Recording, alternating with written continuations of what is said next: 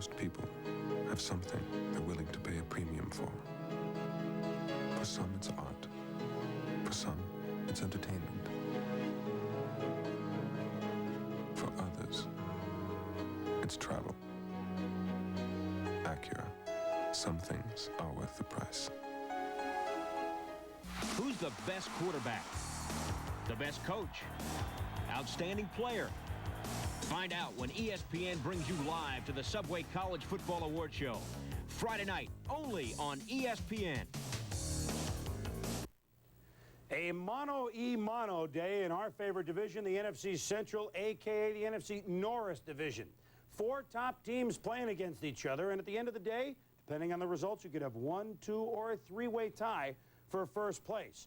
At Detroit, the Lions were without their best offensive weapon, Barry Sanders. The Vikings regained theirs, Jim McMahon, although Jimmy Mack at times doesn't look smooth, is certainly not as smooth as Barry Sanders. But Dennis Green knows that, well, #1 in the NFC against the rush. They've got a good rushing defense is what we're trying to say. And if you take Barry Sanders out, it's going to be better. Eric Moore looked good at times, but he fumbled there, kept possession. Moore met in the backfield, John Randall with the stick. Lions only had 77 yards of offense in the first half. Sean Salisbury, ho, was in the spirit, but he watched Jim McMahon run the offense. McMahon to flip to the fine-looking running back, Robert Smith. But Smith hurt himself on this play. Ligament damage to the knee looks serious. They'll know more. They tried to know on the sidelines once, but they'll have an MRI tomorrow. Second quarter, 3-0 Vikes. Jim McMahon, he lofts it. Joe Cap-like, but it's Roger Craig that comes down with it for the Vikes. Yeah, Jimmy Mack with a great job. He doesn't always look pretty doing it, but of straightening up in the face of the rush and finding Roger Craig downfield. 6-0 for Dennis Green at the half. Barry Sanders on the field to try and lend some support. But J.C. Pearson makes the pick for the Vikes against Rodney Peete. Yeah, you look at the pressure here by Henry Thomas. He actually hit Rodney Peete's arm just a little bit. You see the wounded duck there for the INT. Andre Ware warmed up. He didn't come in until real late. Peete was still all right. Well, it depends who you're talking to. Lamar Griggs thought he was all right. He made the pick. And look at him go. He could go all the way. He does a defensive touchdown. Boy, the Vikings specialize in this. 13-0 V-Men. Peete 4 picks in the second half. Oh, Wayne Fonts, that's how bad it was. He felt like Dick Van Dyke trying to get off the field. And the Vikings have shut out the Lions 13-0. Minnesota 5 picks in the game, 7 sacks. Detroit has lost 3 in a row. Minnesota had been stumbling, but they're back to 6-6. The Lions at 7-5. So, big game at Soldier Field. Never this late in the seasons in the past 30 years until today had the Pack and the Chicago Bears met with winning records. Brett Favre tough. You know he had the injured thigh, bigger thigh pads, but why run it when you give it to Darrell Thompson, who gains 10? And then back in the lineup, Jackie Harris, the tight end, 16 yards. 2nd and 12, Favre throws it, picked up by Dante Jones, and he hands it to Jeremy Land of Lincoln. Look at him get past Favre. Strut, high step, in the end zone, touchdown, 80 yards. What a great play by the Bears defense to lead it 7-0. Yeah, Jones does a great job here of not only getting the ball, but the presence of mind right here to hand the ball off to Lincoln to get him to score. Jeremy Lincoln, remember the name. He and Jones figure again. So the Packers swing pass to Darrell Thompson. He lumbers downfield for 33 yards. That sets up Favre to Sterling Sharp. Makes the move on Donnell Wolford in the end zone. Touchdown. It's 7-all. Favre trying to get some help from upstairs. He went upstairs early and often in this game. Favre, though, often too much here as Jeremy Land of Lincoln picks it off again. 3 turnovers in the first half in Chicago territory is going to kill you. So even though Wannstedt's Bears had only 66 yards in the first half, they lead at 10-7. Mike Holmgren says, well, if we take care of the ball, we'll be all right. Packers trail 10-7 in the third. Favre hits. Dante Jones picks it off. No, it's rumbling, bumbling, stumbling. Get up, Dante.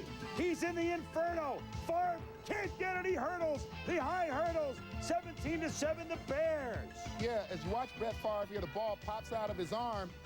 He sees it hit the ground. You almost get the impression he didn't think it was a fumble. It was a good call by the official, but he didn't chase right away. After a field goal by the Pack makes it 17-10, the Bears make a turnover. Curtis Conway hit, fumbled, the Packers recover. Favre makes him pay to Mark Clayton. and a touchdown on opening day. Again in week 14, he finally finds the end zone. 17 all. Not often do you score against the Bears in the third quarter, whatever that means. Jim Harbaugh knows he needs more points. 20-17 Bears, and Harbaugh lets it go. Between defenders, it's Terry Obi. Great catch. Yeah, great concentration by Obi in the middle of two defenders, Chris. 23-17, the Pack's still in it. First and 10 on their own 16. Favre throws, picked off by Mark Carrier, and he goes toward the end zone to the 15, to the 10, to the 5. He leaps, touchdown! 3 Bears defensive touchdowns, and Carrier makes them pay even when they don't make the turnover. Knocks Reggie Brooks lights out, although to Brooks' credit, remember he made a catch on the next play of the game. Oh, those Chicago Bears won those 3 road games. They came home and pleased the home folk. Bears, Pack, Lions. Lions and Packers and Bears, oh my, tied for first place atop the NFC Central with the Vikes just one back. Everybody but our Yucks have a shot in this division. And it's a division, Tommy, you try and, now the Bears obviously are the team on the roll. Is there a rule of thumb here in the NFC Central? Well, as a rule, and it's not something that you can depend on all the time, but as a rule, if you give up 3 defensive touchdowns, you're probably not going to win the game. You sure of that? That's as a rule.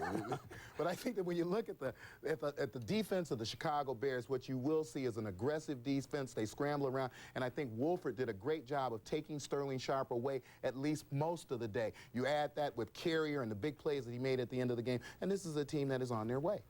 They're on their way. The wrap-up of this division is intriguing for sure.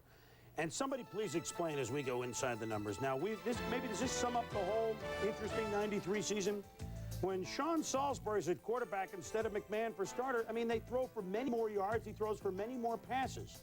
Here's the difference. Forget the yards. Jimmy Mack wins. It is often to... What am I trying to say? He's 5-3, 1-3. It is better to feel good than to look good. Got it. When we return to Raiders and the Bills. Can't believe I blew that. I'll be back.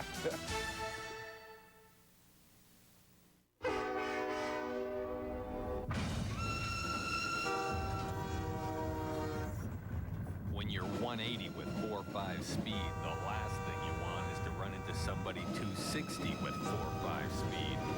Madden NFL 94 for Sega Genesis and Super NES. 80 teams and bigger, faster players to leave chasing your caboose. If it's in the game, EA Sports. It's in the game. Recently, at a big building, some of the country's biggest bureaucrats gathered together to resolve a big issue. Will the big chunks on new Pizza Hut Chunky-style pizza mean big taste? I predict it will taste the same. I predict it will taste better. I think we should just eat it. Excellent idea. Big chunks do mean big taste. New Chunky-style pizza from Pizza Hut. An idea so big, Really big. even a bureaucrat can see it. Marvel Comics X-Men video packs are at Pizza Hut just for the holidays, so hurry and get your claws on them. I don't say this to many people, but the job we do is the most important job I can think of. Okay, guys, listen up. I mean, there's no such thing as a B-plus mechanic on this airline. Let's do it. Let's go. Even the most junior mechanic can keep an airplane in this hangar if there's a hint of a problem. You might think a job like this would become routine, but every now and then, I just take a walk through the terminal, and right there, you see what's important. Welcome back to NFL Primetime. Told you it was an intriguing Week 14. The Buffalo Bills are 46-6 at home since 1988. They're coming home needing a win. The Raiders last week lost to the Bengals, the only team until Week 14 that the Bengals had beat. So you had to be an idiot to think that the Bills wouldn't stomp on the Raiders in Orchard Park, New York at Rich Stadium. Thurman Thomas gets the crowd fired up. First and 10 in the second quarter. Jim Kelly to his favorite receiver this year. It's true, Pete Metz-Alas. Look at him rumble for 51 yards out of the 14 of the Raiders. And a few plays later, second and goal from the 3. They hit up to Thurman. Look at the little guy work in the end zone. 7-3 Bills, an 80-yard drive. Thurman, the 8th player in NFL history to amass 1,000 yards in 5 straight seasons. Congratulations. 7-3 in the second quarter. Jeff Hostetler took a beating but stood tall. Hits Tim Brown for 11 yards, first down. Same drive on 3rd and 16. Haas waits, Hits Brown, comes back. He's got to make the first down, and he does. Next play.